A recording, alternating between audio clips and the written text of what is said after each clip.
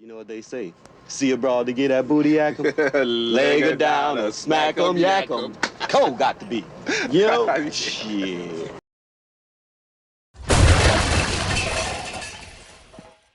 When David Zucker, Jim Abrahams, and Jerry Zucker, better known together as the Zazz Team, grew up in Milwaukee, Wisconsin, they would watch The Untouchables with Robert Stack, Sea Hunt with Lloyd Bridges, and Mission Impossible with Peter Graves from season 2 and on. They would sit in front of the television and ad-lib comical lines into the shows because the main characters took themselves too seriously. They were then influenced by their favorite periodical, Mad Magazine. As time passed, the two brothers and their friend grew up, and while David Zucker and Jim Abrahams went to college, Jerry Zucker worked as a private investigator. While in college, the two friends started making short films and discovered they had a knack for making people laugh. However, this did not last long, as David would return home after graduation with no prospects in 1970. When visiting Chicago, David went to a theater that showed short films, and the place was packed. With this idea, David was obsessed with repeating this business in Madison, Wisconsin. Thus was born the Kentucky Fried Theater Show, complete with short films, live shows, improv, and anything else they could think of. At first, the theater had a rough start,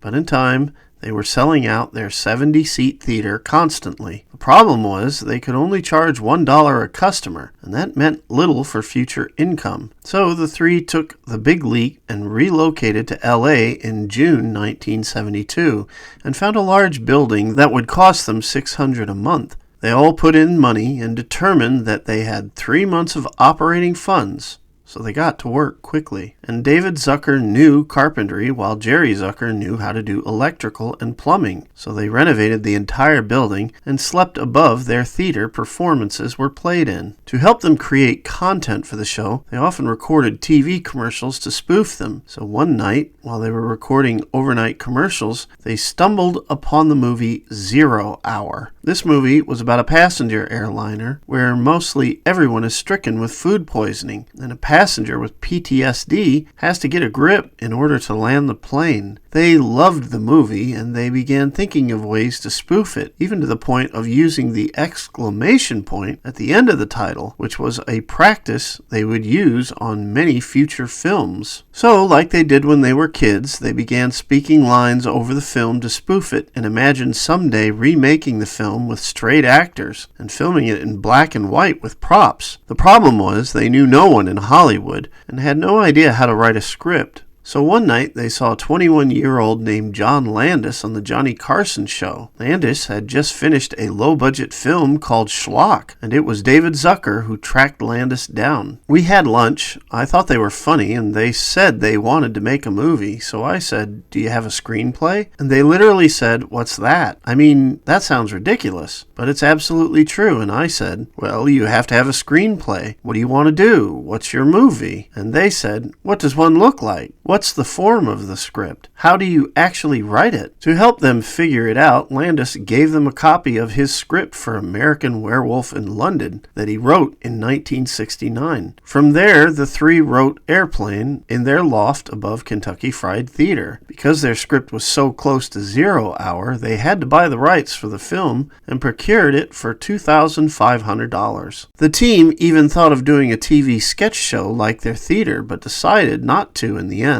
Ironically, NBC's late-night show programmer was brought to the Kentucky Fried Theater by Lorne Michaels, who had the same idea. After a few more visits to the Kentucky Fried Theater, Lorne convinced NBC to create a new show called Saturday Night Live, and the Zazz Team and their theater was one of the inspirations for it. For Airplane, originally the idea was to be called The Late Show, and it would have spoof commercials throughout the film while ripping on airplane disaster films, mainly 0 Hour. They would work on the script for 3 months, and in June 1975, they finished their first version. In this script, Ted Cleaver from Leave It to Beaver lands the plane. They gave it to Lloyd Schwartz to give them feedback, and he liked it. However, he told them that the spoofy commercials were interruptions to the story, and the name needed to be changed, so it became Kentucky Fried Airplane. They went to John Landis again and asked him to direct it, but Landis asked them if They had financing, and they didn't. So they sat on the script for a bit, focusing on saving money and pitching the script when they could. This was very, very depressing, a low point for me, because I thought we had a great script, and now we had to go back to doing the theater again. With no hope for Airplane in the near future, life went on until one day John Landis was visiting the Kentucky Fried Theater and asked the three, "Why don't you guys do a movie of sketches from your show?" From this came the Kentucky Fried Movie. And the moment the check cleared for financing, the trio closed the Kentucky Fried Theater to focus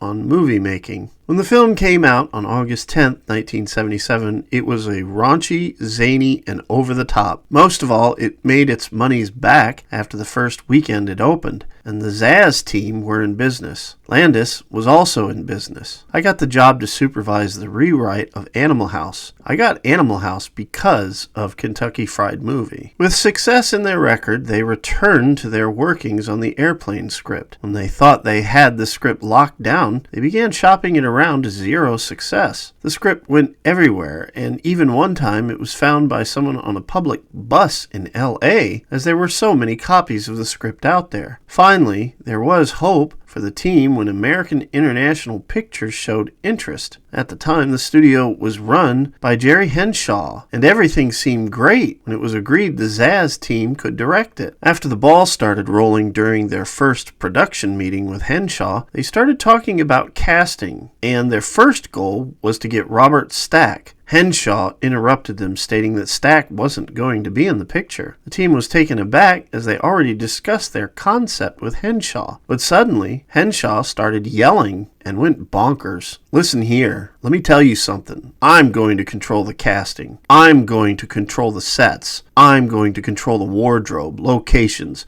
I control every single thing on this movie." The team's response was, "Is it okay if we take our water bottles?" They tried reasoning with Henshaw in a few more meetings, but Henshaw was adamant that Dom DeLuise was one of the main players for that film, and the team walked away from the offer. Back to square one, it didn't seem the film was any closer to being made. But one day, they got a meeting with Michael Eisner, president, Paramount Studios, thanks to a friendly contact. When they arrived, they came with their 8mm film projector with 0 hour and stuffed it into a little office with Jeffrey Katzenberg, who was vice president of Paramount Pictures. They went over the concepts with him, and he was struck by how unique their idea was. Michael Eisner had already read the script and was interested in doing the film, so Katzenberg was just a second opinion.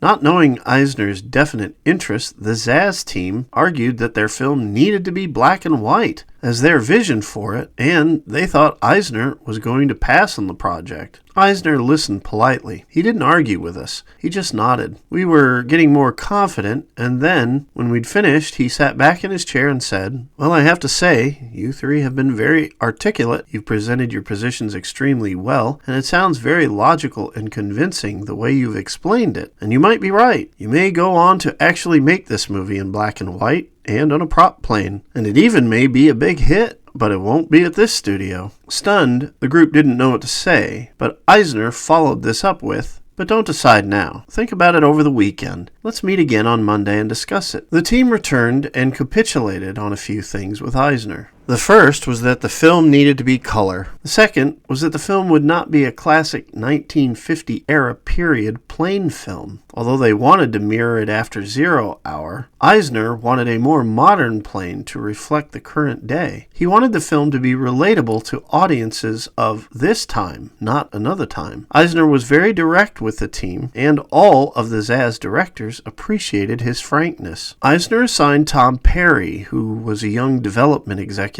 at Paramount who specialized in story, to work with the Zaz team on rewriting their script. Tom was critical in the development of the project because not only did he listen and get the humor of the Zaz team, but he could also identify what was missing in their script. To Tom, the main problem was that there was nothing for the audience to care for in the earlier versions. It was just jokes, one after another on a plane, like skits in a theater. So he told the team the best thing they could do is make folks folks care that the plane lands, and the two main characters get back together at the end of the film. As a result, there was more focus on the romance and flashbacks between the two main characters. What Tom hit on is so important in filmmaking. The audience has to care about the story and characters. We could make all the jokes we wanted, but if the story didn't work, the movie wouldn't work. In later years, when we followed this advice, we were successful, and when we didn't, we weren't. Despite the script moving forward, Paramount was still very cautious about three young men directing a film where they had only been on a set once and never directed anything. Never in history had three men directed a movie. So once in a while, Katzenberg would throw out names to the Zaz team to direct it, but they refused to sell their property unless they were contracted to direct their film. By 1979, the trio thought things were not moving forward as well as they could. And out of the blue, an old contact, who was earlier interested in the script but didn't have funds to make it at the time, was Avco Embassy Pictures. The studio even offered to sign them as directors, and it was now time for the team to make a decision. Their decision was to go to Avco, and when they called Katzenberg to break the news to him, Katzenberg made it his mission to keep the team with Paramount, and he talked them out of leaving. After committing to stay, soon after, Paramount took a chance on the Zaz team and allowed them to direct the movie, with two provisions. One was that the studio would assign a producer named Howard W. Koch, who would be in charge of the production, and if they did terrible at directing, they could be fired during their first 2 weeks if things weren't working out. Howard W. Koch was a patient, understanding executive who helped the Zaz team learn how the big studio worked. Koch directed over 10 films himself, was president of the Academy of Motion Pictures Arts and Sciences, and produced 8 of its Academy Award shows, not to mention directing numerous television shows and a producer to boot. He was extremely fair to the new coming directors, and more of a father than a producer. Paramount intended for him to be their man on the airplane production, but what actually happened was that Howard became our man at Paramount. When Koch came on board, the film went into pre-production and casting began. The studio kept throwing names of comedians at them, like Chevy Chase and Bill Murray, but the trio never budged that they wanted straight actors to play the comedic parts. Their first goal was to obtain the straight actors who they remembered from their childhood when watching serious television shows. Robert Stack was the first star they wanted for Airplane, and in their enthusiasm they contacted his agent years before and asked if Robert could read their script. Robert's agent asked if it was a go picture, and their response was, "What's a go picture?" After a short pause, the agent responded, "Come back when you have the money." 2.5 years later, Robert Stack finally got the script, but his enthusiasm was not nuclear. His wife said it was funny, and he finally gave in. He was offered a flat fee for the part, or a piece of the film's profits. He took the flat fee and regretted it later because the film would later make over $80 million. They offered me a piece and I didn't take it. Well, it turned out to make $100 million, and that just goes to show how terribly clever I am. Steven Stucker was an early cast member, as he was a veteran of the Zaz Kentucky Fried Theater troupe and was a scene stealer in everything he was in. I was 28 at the time, and I'm sure I had never known an outed gay man in my life, but this guy just pranced in, wearing skin-tight black and gold leather hot pants, thong sandals, and this black lame shirt that was wide open, with lots of jewelry. He was as outrageously funny as he was a gifted pianist. In Airplane, they were so confident in Stucker's abilities that they gave him the lines for his scenes and let him write his own responses, which no one else on the set was allowed to do. For Elaine, they tested a few people who would later become big names in Hollywood. The first was Shelley Long, who would later be well known in Hollywood movie fame, as well as a Cheers alumni. When she read for the part, she was noted to have done very good. I have to admit, I was surprised that I didn't get the role. Another person that went up for the part of Elaine Dickinson was Sigourney Weaver, who was very hot at the time, as Alien was just released. When she came in, she was dressed up in a 1940s stewardess costume with makeup and a 40s hairstyle. However, Sigourney thought she would make demands now that she was a rising star. She told them right up front that she refused to do the sit on your face and wriggle line. And we were like, okay, good to know. Naturally, she didn't get the part. When Julie Hagerty came in, she had small film parts, theater, and modeling on her resume, but she was so straight and calm that they laughed with every line she delivered. As soon as she left, we all cheered. It was a huge moment for us. Truthfully, Julie was hired to play Julie Hagerty because the character and delivery she showed for the film was all natural to her personality, and it showed perfectly. In 0 Hour, a football player played a pilot who got sick, so continuing to model Airplane after that movie, they decided to cast another athlete to fill one of the cockpit chairs. They thought using Elroy Crazy Legs Hirsch was not so great because Jim Abrams noted that his acting was a bit wooden, so the team thought it would be funny to simply call out that they are using an athlete in the film rather than an actor as a joke. Originally, they wanted Pete Rose to play the part, but he was busy with a new season of baseball, and therefore the schedule conflicted with the possibility of casting him. So instead, they called Kareem Abdul-Jabbar. They offered him $35,000 for the part, which Kareem used to buy a big rug. That's right, he was paid a rug to do this film. I thought that at some point I had come across the wrong way to the public. It was a great way to poke fun at my image and just get people to laugh about a few things. I had taken my career so seriously and was so focused on it that people didn't think I could do anything else. So it was a great opportunity for me. One of the people they were interested in casting was George Kennedy, as he was a reoccurring character in the Airport series films, but Universal was dead set against it because Kennedy was committed to their franchise, and they didn't want him doing another for a different studio. Later, the team would use Kennedy for the Naked Gun series. As for the character of Stryker, the shoot was looming, and the studio started getting nervous that Stryker was not cast. So they kept pushing people into the casting arena, and often it didn't match. So they auditioned David Letterman as well, and made a screen test of him. But Letterman said he just couldn't act, and they agreed. Because of my mistake, 6 men didn't come back from that raid. 7. Lieutenant Zip died this week.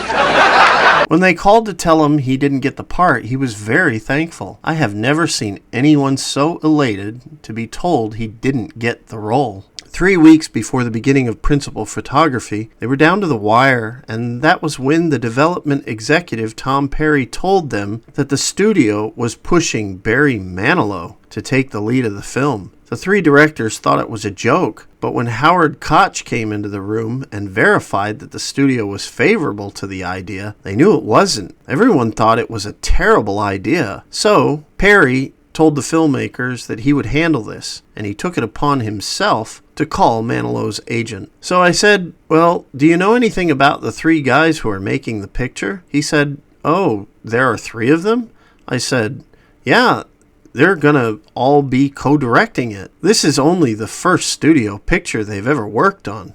They've never directed actors before. But I mean, if you're okay with that, I think it's very brave of Barry to do something like that. There's this long silence on the other end of the phone, and then he said, oh, I didn't realize that. Let me get back to you. With the studio constantly suggesting people for the main part, the 3 directors knew their time was running out. By happenstance, Robert Hayes landed into their lap when a new agent suggested him to Howard Koch. Hayes had never been in a movie and was known for television, but when he read for the part, they knew he was perfect, and after some screen tests, the chemistry between Julie and him was evident. He was paid $25,000 for the role, plus $70 extra later. Leslie Nielson was also cast 3 weeks before filming. At this point, Leslie was most known for The Wonderful Forbidden Planet and several films and television parts. His most recent film was The Poseidon Adventure, where he played a stern captain, which reflected his reputation as a serious actor. He was not a comedian, even though he had a comedic role on MASH in the early 70s.